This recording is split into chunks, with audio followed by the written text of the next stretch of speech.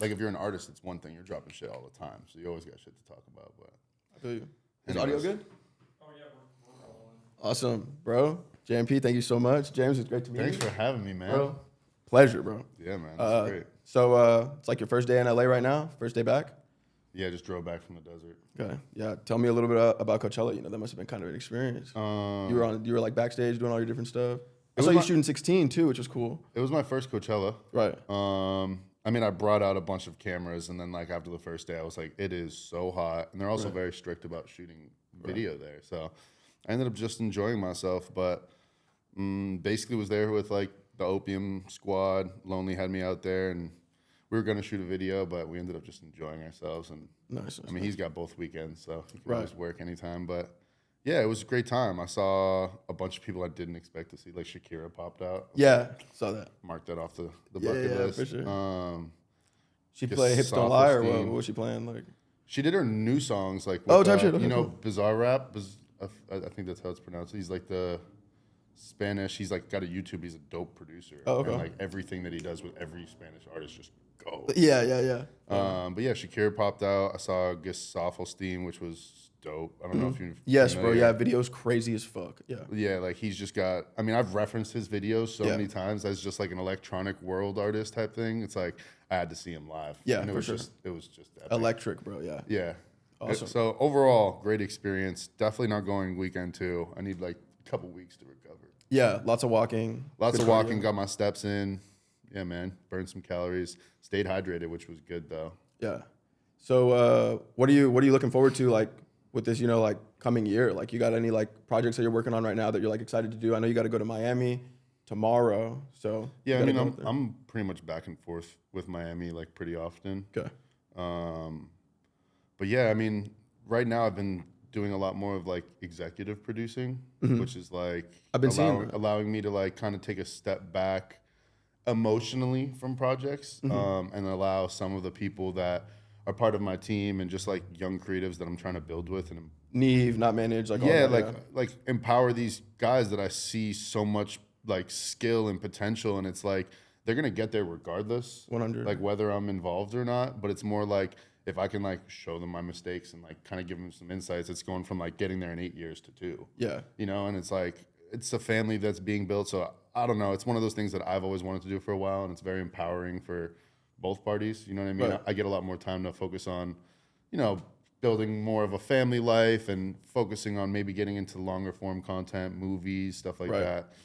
So it's good. Everything kind of happens for a reason, and we're all supporting each other. So that's been really fun. We've been doing a lot of projects. And it's all under paperwork. Like I saw that with the Neve one recently with Midwest was really, really good. Like Neve absolutely killed that, bro. Yeah, Neva is someone that like I've been hitting him up for a while now, and I'm like, dude, you're just like young, hungry, talented, and you like he has that taste level. Bro, he gets it. And the eye. And it's like, that's really what you need nowadays because it's like everyone has access to great tools. You can buy a 4K camera from Best Buy right now and go and shoot a great video. But it's like, can you do it well, execute it well, and make sure everyone walks away with a great experience? Absolutely. You know, and I think that's the challenge nowadays is like making the artist, but also like the client and the label and anyone you're dealing with, whether it's a brand or an art, like making everyone be like, wow, that was awesome creating that art. Yeah. Because it's like you can make something great, but if it wasn't a great experience, you know, that affects Yeah. the energy around it, you know? But yeah, Neve is fucking talented. Azriel, who's not managed by me. So I haven't met him. What is his name? Azriel. Azriel. Yeah, He's so fire, bro. Like I've seen him work with like Tisa Korean in Houston because that's where I'm from. So Yeah. I've always wanted to meet him. Always wanted to work on set He's a with him. Texas boy. Yeah, but it's awesome to be able to see him out there in Miami with you and also like directing the new Carti video, like and doing all that. Like I really, really look up to, bro. You know, it's awesome seeing the transformation that he's been doing. Yeah, no, he's like one of those people that I saw like just on Instagram really quickly, and then it was like, wait a second, scroll back. This dude's sick. Yeah, and then fire. and then we just got on some calls, and you know, he was in Texas, and there's not as many opportunities when you go to like another place like LA or New York. It's like Bro, it's a big change. drastic change. So I was like, man, trust me. I've like, and with paperwork, it's like, you know, there's no guarantees. It's like if you're willing to go hard, the Yeah. opportunities will present itself. 100%. So it's kind of like if you're down to rock with me, like there's no, we're not signing anyone. It's more Yeah. of like a loyalty thing. It's like if we bring you on and we give you the opportunities, you know, as you grow and as you develop as a person, develop as an artist, hopefully like you enjoy working with us and want to build with us as a team, you know? And it looks like that's been happening consistently. Yeah, man, I've been really lucky that I have like such awesome, loyal, hardworking creatives that just want to make great shit, but also like want that family in the industry where it's like just people you can rely on. Even when you're not leading a project, you're a part of someone else's project and get to learn. So it's like, it's kind of that, you know what I mean? And like the team is growing. I got my producers, I got Joey, I got Drew, got a bunch of people involved that are just like being the Swiss Army knife where it's needed. And what's really cool is you're focusing a lot on your own video projects, but you're also like an entrepreneur with all these other businesses, right? Is like you have your film lab here, and then you have a bunch. What's the other locations that you have? So one in Miami too. No, so we had one in Miami for like 6-7 months. We did a pop up with Rolling Loud. We made like 5,000 disposable cameras. Had a tent. That's sick. Kind of was like go out, drop off, and we'll get it to you. And then once that kind of like ran its course, we realized like LA had a really good community, and we were like these old machines that develop film, hard to find, hard to keep in good condition. So we were like, let's just focus on one spot, make it a HQ. So yeah, after our little Miami run, which was awesome, you know, we got to interact with the Miami community out there, which when anyone comes out from there, it's like they're supporting us, which is great. But yeah, man, last good, we just opened up a new spot. So hopefully it's like allowing more people to do more stuff than just drop off. We have like a studio in there, so you can like rent it on Pure Space, go in, and then like have your film developed immediately. And that was like something that's just like I didn't see was available in LA. So I was like, I just want to create things that aren't necessarily tools that are available yet, and hopefully like give people the ability to like do things faster and in a more efficient way, you know? So you do it all, like obviously you have like people working there as well, but like do you know from step A to Z how to do everything in between when like dealing with film photography? So like I'm a student of film, you know what I mean? So like I'm always learning. I'm always like trying to do something new or like really just like do out of the box shit. Film is like one of those things where it's like it's not like an A to B, you know what 100%. I mean? It's like you can do so many things that affect your final product. Yeah. But no, I have a full team there. I have like, you know, 10 plus employees. But in terms of like having a lab and me being able to go in there and do everything that I need to do from step A to step Z, whatever, I can do it, but it's like I'm learning every single time. You know what I mean? But it's like more of a blessing that I even have a place to do that because it is expensive. And it's like, I don't think I would be shooting as much film if I didn't create that resource for myself. But yeah, man, I really want to just make it more accessible and more inexpensive, but it's like someone needs to call Kodak and get those prices. Yeah, get a little thing.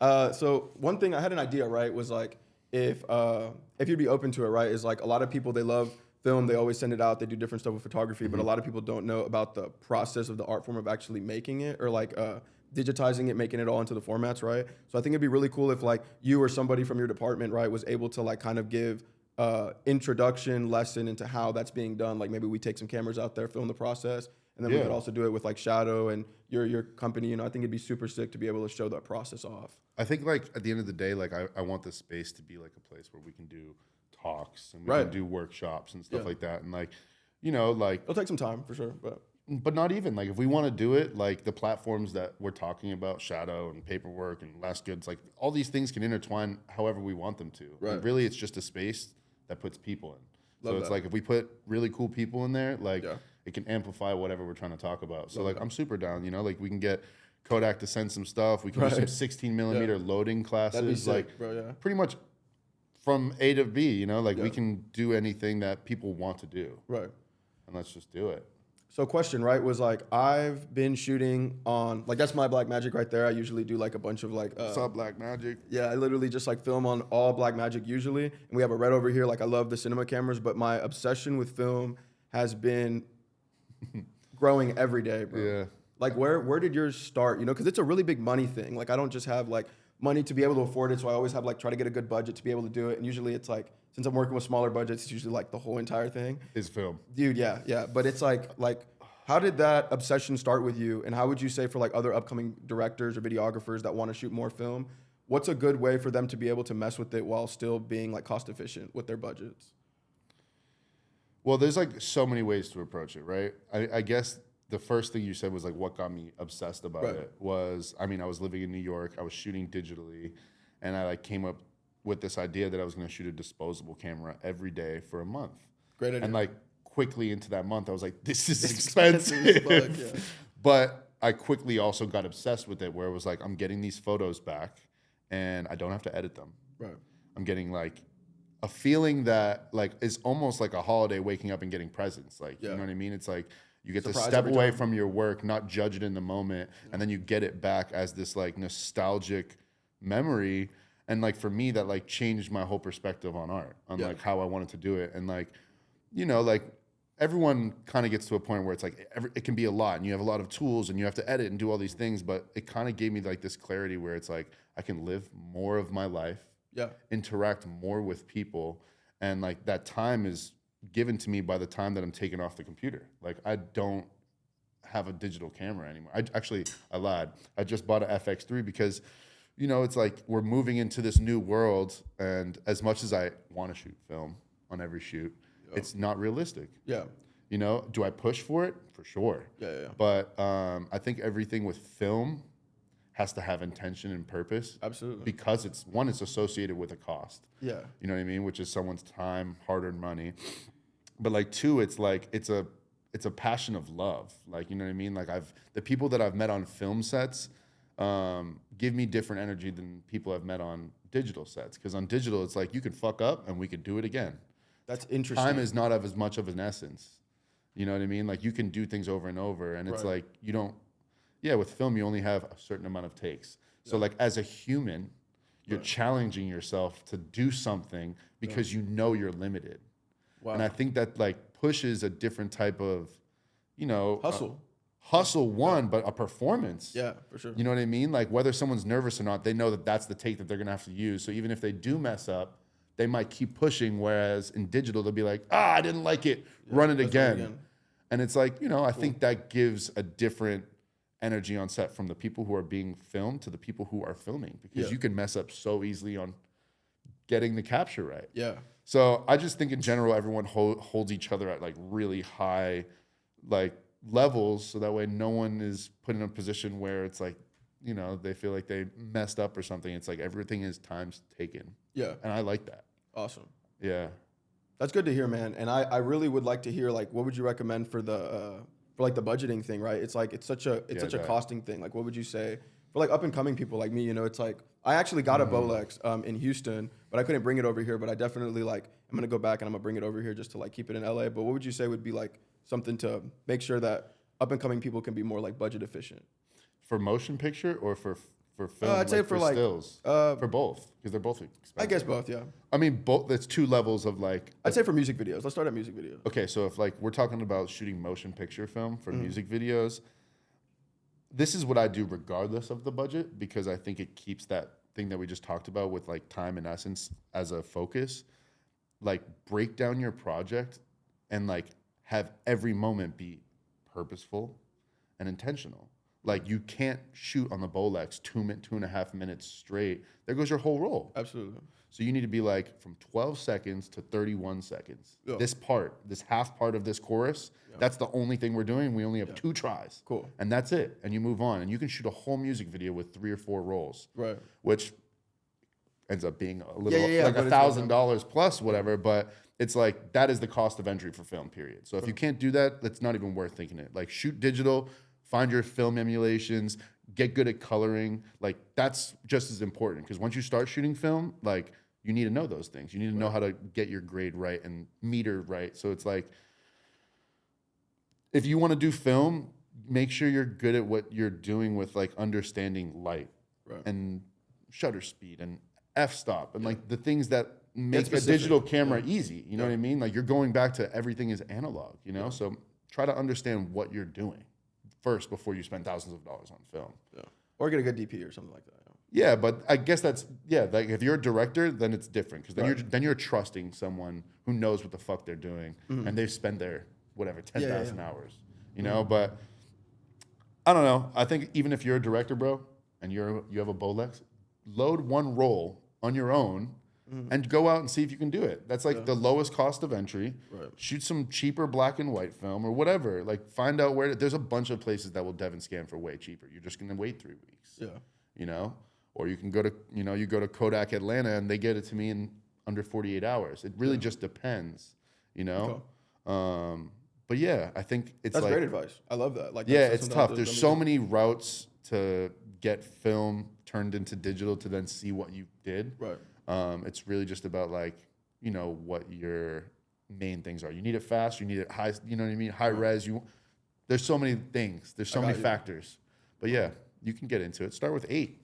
Yeah. 8 millimeters is cheaper, Dude, I had the Super 8 camera in New York, and I sent it to, I forgot where I sent it out to, bro. But it all came back blank, bro. I tried, bro. I fucking swear, dude. I tried so hard, man. It fucked up. But it's better that you do that than like jump into a music video and you'd send 10 rolls in and they're all blank. And then you're like, well, that would suck. Shit. Yeah. How are you going to tell all these other people involved? Yeah. Yeah, go out and just... It was like street B-roll. Like, yeah, but still, it hurts your soul when you don't get it back. It hurt, yeah. Especially paying for it. It was like, damn. Yeah. I mean, paying for it always sucks. But like, for me, it's like if you shoot something that can't be recreated, it's invaluable. Yeah. That's why it's like I'm such a stickler at the lab about like handling people's stuff properly. Because it's like, this is people's private memories or their hard work and their brand and everything put into a lookbook or whatever. And it's like, you can't mess that up. Yeah. There's no recovery. I love that you have that perspective on that. And it's good seeing you do all these like different ventures, right? It's like opening all these new businesses, helping out groups, and just trying to showcase the level of art and passion that you really have for the craft. But I hear that you told me about that new the concept that you're trying to come up with, which is like helping creatives come up with designs and theme boards and vision boards. Can you walk me through a little bit about what that is? Oh, talking about Vision Deck? Yes, Vision Deck, yeah. I mean, realistically, it was like at one point I was like submitting for pretty big budgets. Yeah. But like, I'm not a graphic designer.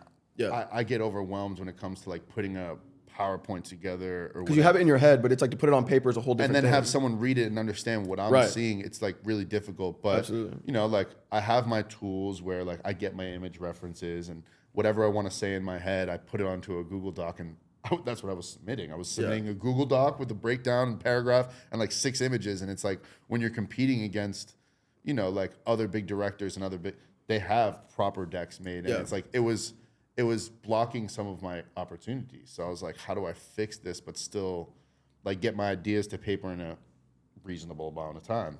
So I kind of just built this app that's like, it's online. It's like it's a SaaS app. So it's software as a service. And it's a beta right now.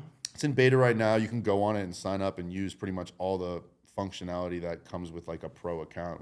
We'll eventually start charging people. But like, so get on it now before, Yeah. So like while it's beta, like I really want to just have people like trying it out, see if they can get their ideas in a form that like when they see it in front of them in a quick way, they can like be like, oh, this is presentable and I can share this with someone and you can get that job so much faster. Right. Because you're really up against a bunch of people when you're pitching for jobs. But yeah, it's kind of like the best way to put it is like it's like PowerPoint online with AI tools, allowing clients to just really see ideas and decks and templates in like a URL form, Nice. Like Frame.io pre-pro type right. vibe. Yeah. I love that, man. And when do you think you'll have, because you've been working on it for how long? I mean, it's been like a year plus now. Okay. I mean, it's bootstrapped. We have no investors. It's just me and my partner, Drew. And we have, our CTO, like our homie who's been coding, and it's like we've just been going through it ourselves. Right. So it's like now it's at the point where it's like get the community on, see what they think about it. Make some short form content, blow it up, it'll be good. Yeah, I mean, I gotta go on there and start doing some social media content for sure, and it's definitely not my world. I feel like get a little intern and you'll be good. Just run it. Yeah. I gotta get someone to follow me around while I'm doing stuff, but right. I always feel it's tough. It's tough. We're moving into this like new world where it's like, we love film, but you gotta make stuff in under 24 hours. So it's like you got to find your balances with everything. You know what I mean? Right. So I love that. Where are you originally from? Like, where were you born? Where were you born? Boston. Boston, right? So yeah, you're tapped into all these different cities, bro. Boston, Miami, LA. Like, what would you say is your favorite city to go out and shoot and to like work from? My favorite city to go out and shoot? Yeah. Like on some international shit. It doesn't even have to be in America, just like in general. Paris. International Paris. Hands I down. love going to Paris somewhere. I can't speak a lick of French, but I have so many amazing like friends from France, from Paris, around the area that have like just showed me around and made me feel like, like a local there. And I've gotten to see some really cool stuff and got access to awesome stuff there. So it's like every time I walk around, I was gonna say if it wasn't international, it'd be New York. Okay, 'Cause same. it's like I like packing a bag, having camera 2, whatever, and then just be out for the day. Yeah. And there's no plan. And like every corner you turn, there's like something that you could do. Yeah. Someone you can Even meet. the nasty parts of New York are like visually pleasing. Yeah, they're amazing. Like the nasty parts of LA are nasty. You Yeah, know what I they're mean? gross as fuck, Like, yeah. So it's like there's differences, but for sure, as an individual, just be able to go out and create something and be inspired. New York, for sure. But yeah, I mean, I live in Miami. I live half in LA. I probably will make my way back to New York sometime soon. Okay. I literally just moved here to LA, bro. I packed up my whole car, drove 24 hours from Houston, came in LA. I think it's been like 12, 13 days. Just sent it. Dude, I sent it, bro. Like, Edgar gave me a good opportunity to do the podcast, help with some short form content. I've been doing the music video reviews, so it's been just LA was the place to do it, bro. Houston is not it. You know, it's like, it's cool. That's also something that I feel like you got my attention with that, like heavily, because I was like, all right, there's a million people reviewing things. Right. And there's a million people that have opinions. But it's like, are you doing your due diligence and research? And like, is it something that you're actually passionate about? And like for me, like I stopped and I watched it because it's like, it translated, bro. Like you really know your shit. Like you're a fan of like the cinema, but you're also a fan of like the people that are making the cinema and you know what's going on. And it's like in a very much like a student way, like the way Yes, I feel, bro. you know what I Yeah. mean? Rather than being just a fan. Yeah. Because like being a fan is great because we like everyone that makes art needs fans to support their art. But like we also need the people that are going to pick things apart. Yeah. And like be those like tastemakers that are saying, I didn't like this or I like this. And you know, like that's really important, bro. I really appreciate that, bro. Like that's Yeah, And you know what's man. crazy is interesting is that you just said not to like this, or I've been actually thinking about doing like some reviews where like I'm brutally honest about it. It's like, oh, well, I didn't like this or I did like this. You know, it's because like a lot of them, I don't want to like stir the pot in a bad way, but I want to be honest. You know? You know, I've always wanted to do something like that. Yeah. But it's like you get to a certain point where it's like I'm gonna probably piss a bunch of people off, and Yeah, there's a bunch of opportunities. So it's like I've strayed away from being too opinionated Right. about There's a fine line. in the public eye. But like if I know someone, if it's my friend and they drop something, I'm not saying I like it if I don't like Yeah, it. yeah, I'll facts, tell them I don't like it, Yeah. and I'll tell them. But that's friendship, bro. Like that's just Yeah, but there's not a lot of friends out there that actually do that. And I feel Right. like a lot, like, I don't know, everyone has their qualms, but it's Right. like my circle is pretty small. And, you know, I feel like I have a lot of acquaintances. Yeah. But it's like as you get older, you know, you start to live inside of your own smaller world, and it's hard to just be out interacting with everyone. Right. You know, so the few people that you do have that type of relationship with, it's, you know, like it's super important moving forward, getting that real response, that raw feedback from, you know, someone that you actually trust, because majority of the time you might think it's raw feedback, but it's really just someone fucking being nice, maybe like sometimes. sometimes, yeah. Yeah, but there's a lot of the times like you're in a place like LA, like in a city where it's like people are looking for the next opportunity, and like, you know, is it worth giving real feedback? That person may not like it. Some Right. people don't like Criticism. criticism. Yeah. I love it. Yeah, I think it's really But important. some people don't. So it's like, are you willingly going to go out and possibly ruin a relationship with someone that you might have an opportunity with just because you want to share your opinion? Yeah. Like you got to find the right place to share your opinion sometimes. You know, but I don't know. I feel like I kind of don't. I just say it when I say it. That's how I am, bro. Like I just feel like I feel like if you got something, you should just say it, bro. Like fuck it. Like I don't know, but like there's a fine line. I've been trying to walk accordingly, you know, especially being so new into a city, you know, with a bunch of people, and it's like I think what's really interesting is you don't know who's watching, so you got to be careful sometimes, you know, especially being with like artists. Just assume everybody's watching. Right. That's a good way of thinking about it. You know what I mean? Because at the end of the day, it's like that's really what it is. It's like your life is on a fucking Instagram. Right. Yeah. You know, and really it's just a highlight reel of everyone's shit, and everyone's Yeah. going through their own shit. So it's like, yeah, that's why I was saying, like, I think you got a good perspective, and if you wanted to be opinionated, I think you're in a place right now, especially where it's like you started off in a place where it's like you're getting like a valid opinion within a certain space. Yeah. So like as you keep doing more, you can get more opinionated and more Yeah. fucking saucy. Say less, bro. Say less. Yeah, like I'm like if you Finna did spill the beans, if bro. you did it off the gate, Yeah. you'd probably get a bunch Oh, of people yeah. shutting you down. Because like, who the fuck is this guy? Right. But Where's the it's credibility, right? Like, yeah, but it's like everyone has their own credibility. It's really about proving it to the world. Right. Like you know your shit. Like you made that video. I haven't seen any of your stuff since before then. And it's like, boom, you now have credibility from me specifically because I was like, this guy knows his stuff. Yeah. And as you start putting that out to the world, that community grows more. And the more people are going to fight for you, bro. Yeah. They're going to go up to bat when you say like, yo, he doesn't like this. I don't like it. Right. You know what I mean? Because Yeah. people look to you for your taste. That's awesome, bro. That's really, You know? thank you for saying that. Like, I appreciate that. I mean, bro. I'm just saying it from an outside perspective. And it's like, it's Yeah. cool. That's why I'm sitting here. Yeah. I like that you're opinionated. Thank you, know what I bro. mean? Yeah. What was really crazy about that video was it was so fucking hard to find behind the scenes of you shooting 16 millimeter film. Like I literally like had to like, I found it on like one of your producers like behind the scenes, or like I even went on like Reddit and I was like Destroy Lonely like behind the scenes, couldn't find it. It was just so hard to find, but I found it. It's funny because I have like hard drives of just like from Well, of course, yeah. but it's like, you know, part of working with those guys is like, you know, we have a respect for each other. And it's like if I'm there, they're respecting privacy. Yeah. And that's something that like I think a lot of artists appreciate is Yeah. like knowing that the person you're around, even if they have the lens up and they're shooting the whole night, they're not going to post something Right. that isn't either approved by them or something that they know you would. Yeah, I got you. It's really interesting to see how y'all's relationship has grown. Like in the video, I mentioned how like you had shot the many videos with Carti, right? And then you had grown with him in the relationship to the point where he's now signing artists like Ken and Lonely, and you're Lonely's like main director. So it's really cool to see their loyalty to you because of the craft that you've put in and the respect that you've shown them. You know, like tell me a little bit about that. What was that kind of growth like? I mean, I've only shot one video with Carti. It was the Woke Up, yeah. Woke Up like this. Okay. But like, you know, like I got to meet him really early, and like he's one of those people that, you know, kind of gave me. It was like a open. Dude, he must have promise. fucked with you though, bro. The I mean, whole it was way, like it was really like back in the day. I used to shoot a bunch of stuff with Awful Records. I don't know if you remember them, but it was like Father, Abra, Oh, yeah. Tommy Okay, cool, Genesis, cool. Ethereal, Keith Charles. Like there's a bunch of fucking people. Yeah. I was hip with Ethereal, and Yeah, Father, and Ethereal was one of the producers that like Right. kind of put me on and like kind of introduced me to Carti. Like they have their own history. Beef, yeah, the whole song Beef, yeah, dude, Right. like, And like that was anthem, bro. And I was there, and like I'm pretty sure we were trying to shoot that song. Bro, I And wish, bro, like- yeah, and I remember Carti pulling up to the house, and it was like I was leaving the next morning, and like he walked in the house. I think it was with Bloody Osiris and Bloody Dior, and they had like straps on them, and like those are all my guys now. And at that point, I didn't even know them like that. Yeah.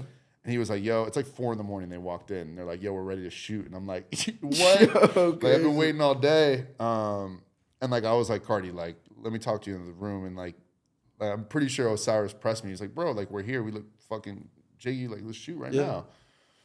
And then I like pulled Carti aside and I was like, bro, you're like, you know, like you're buzzing. You have good records. Like people are looking at you. It's like, you know, we're in a house that I've shot like 6 videos in already. Like, it would be worth it to like hold off until you have like some resources to do something proper. And he got it. He was like, you're right.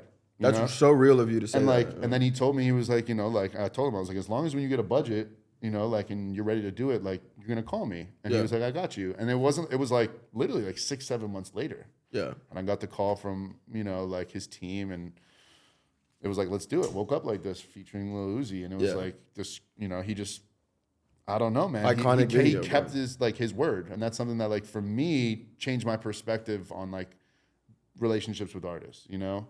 Like I'm not best friends with these guys. We're not hanging out every day, but like in terms of like making art together and having that like respectable, you know, communication when it's there. Like if Carti needs something and he calls me, like we're figuring it out. You know what I mean? But it's like, you know, we're all in different headspaces. Even with Lonely, it's like I'm damn near 10 years older than him. I'm 32. You know what I mean? But like these are guys that like give me the time of day when it's time to do that. You know what I mean? And I fuck with that a lot, you know? And it's been a blessing to be able to work with Lonely and even have the trust from like Carti and his team to like help Lonely build that world, you know? But it's also like I've got to test so much shit out. I shot 2 videos on 35 with him. One was a short film. Yeah. You know? I love the short film, bro. I think that the whole like, so whose idea was it like in the horror aspect? Was it just like matching the aesthetic, or was it like kind of your pitch of direction to like make it into this like murder kind of thing? I mean, no, like Lonely, the day I met him, he like had a color palette, cinema references. Wow. He knew exactly that he wanted things to be dark. Yeah. He was like sure, yeah. black, silver tones, blue type shit. And that's kind of like what we stuck with. That's where we built from. And I really went off that. But like the horror film was like after we shot a bunch of videos, we were in New York one day and he was like, I want to do a short film. I want it to be horror based. And that was his idea. Like he wanted to do a horror film. Yeah. I don't like horror. I've never wanted to shoot a horror film. I don't watch horror films. But that's what he gave me. And that's pretty much all he gave me. He was like, yo, bro, like we've done all this shit. You know what I like. You know what I mean? So like, let's build this story. I want to be the fashion killer. Yeah, you know yeah. what I mean? And that's pretty much what he gave me. And it's like, I hit him with an initial, like, you know, basic script and we're going back and forth. And then like, you know, I built all the characters, built the world, wrote the whole thing. Yeah. You know, I'm like, without an understanding of it being maybe trash, you know? So I sent it to him and it's like, I don't think he even read the script until like it was his first scene. Damn. Yeah. He was like, what are my lines?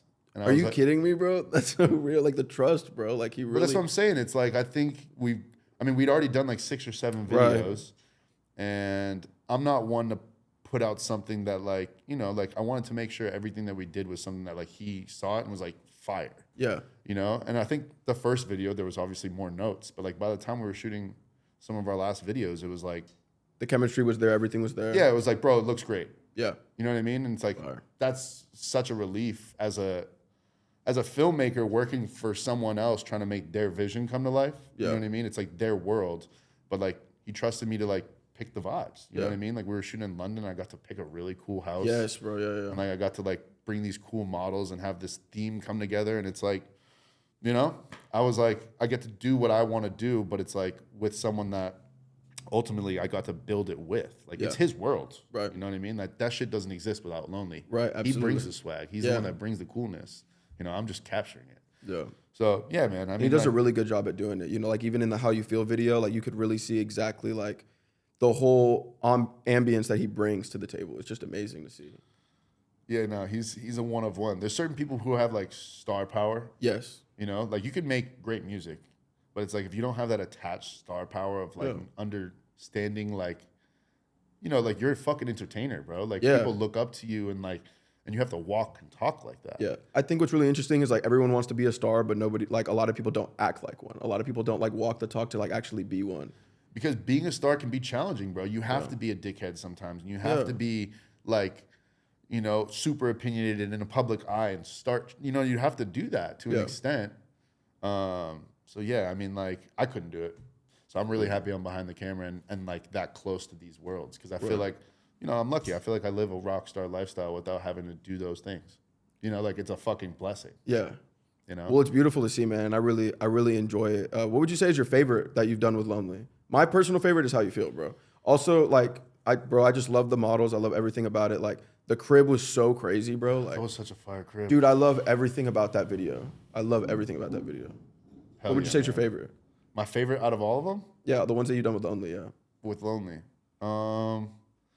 Honestly, bro, it's not even like the best one cinematically, but it's like I love the Allure Blitz combo video just because it's like, yeah, man, it's like me and Lonely went to like Southampton and stayed at this beautiful crib with these awesome guys that were producers and just let us like go out there, vibe. We took some shrooms and just shot fucking Bolex, dude. It was just me, Lonely, and my assistant. And that's it, bro. We're just having a good time. And it's like we're just hanging out and I'm cranking. And it's like, Raw. you want to shoot it again? Well, all right. There's no crew. Like, we're just having a... So for me, it's like I see that video and I watch that video and I relive that day all the time. Fire.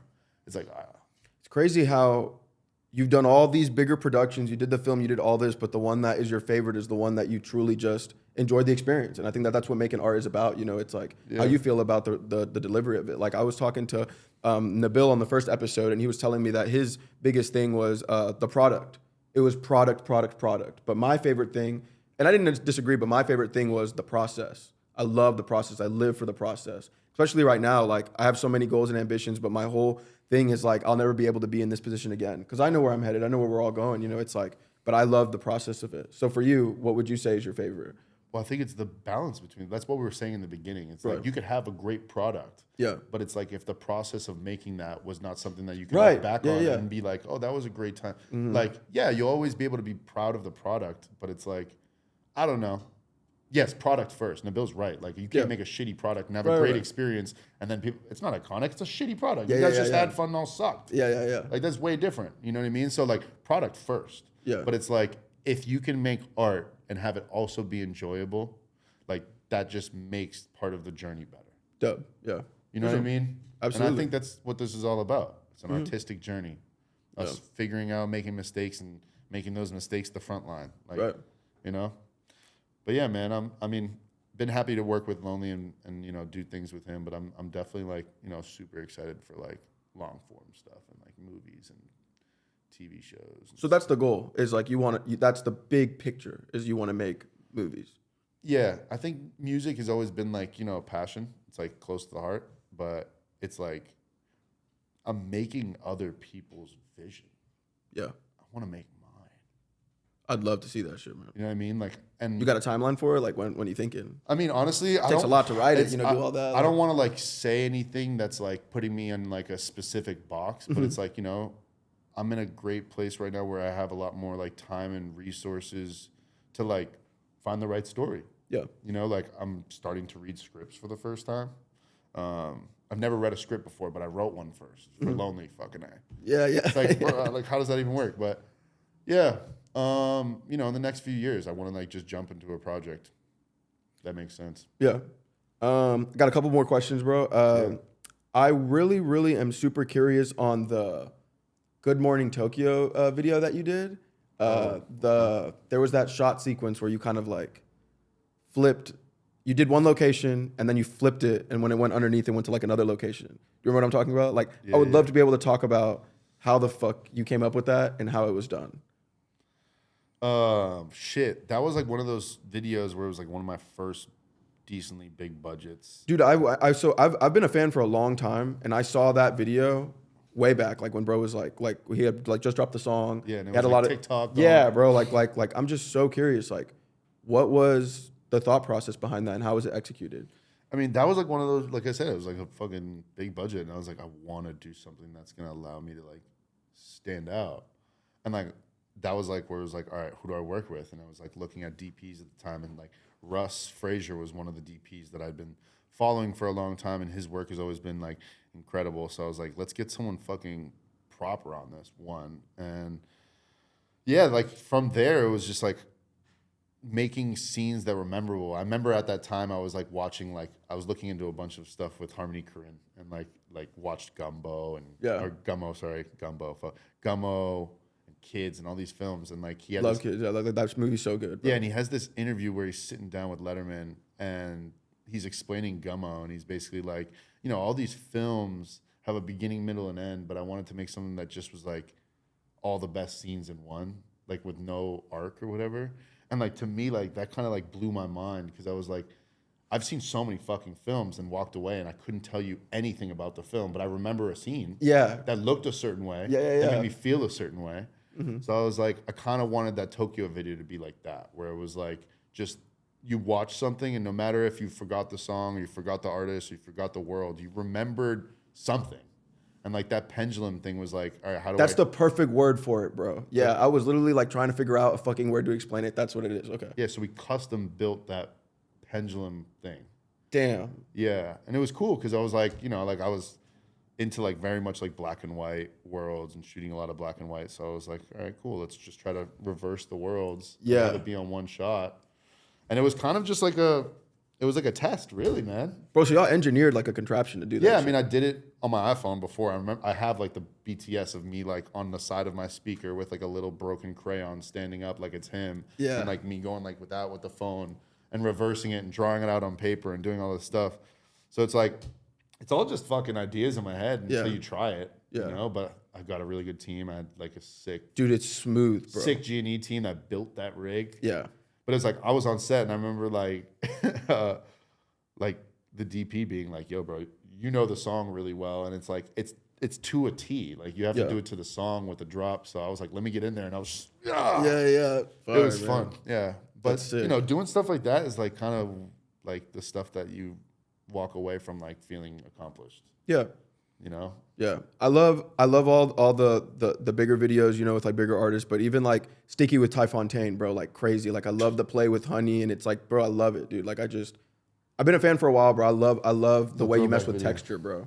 Like I think that it's just good taste, bro, and you have a great vision, and I love it. Thank you, bro. I mean, shit, like I said, I'm still a student of film, and I want to be able to like, you know, put myself in situations where I'm like learning from other directors and other cinematographers, and like, yeah, man, even you having me on here, like if you ever want to pull up the set, like it's the same thing like with what Edgar's doing, man. Like, Yeah, I'd love to, bro. like we've gotten to the point where it's like, you know, you could make videos all the time, but is it giving you anything after? And it's like, for me, and I think Edgar is in the same place, it's like what gives us that feeling is like seeing someone else go through those stages. Absolutely. And like seeing ourselves in it, but like being a person that wasn't just like a shitty label person that took advantage of that creative, but rather flipped the script and gave them resources and empowered them. Yeah. You know, like that's the coolest thing ever. Yeah.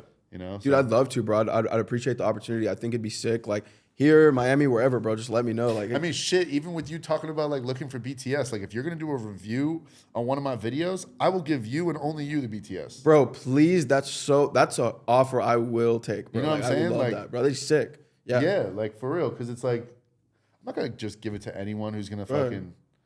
I'm blessed, bro. I'm great. Let's do it. Yeah. Make it happen. Deal. Thank you, my guy.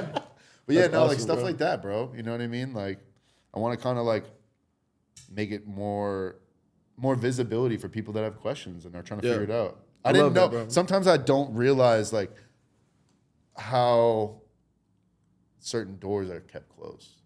They're kept closed as fuck. Well, that's what I'm saying. It's like once a door opens, like for instance, like I said, I'm a little bit older. So once I opened that door or whatever at 24 and I ran, it's like, bro, I'm not looking back and thinking about that closed door for all the people.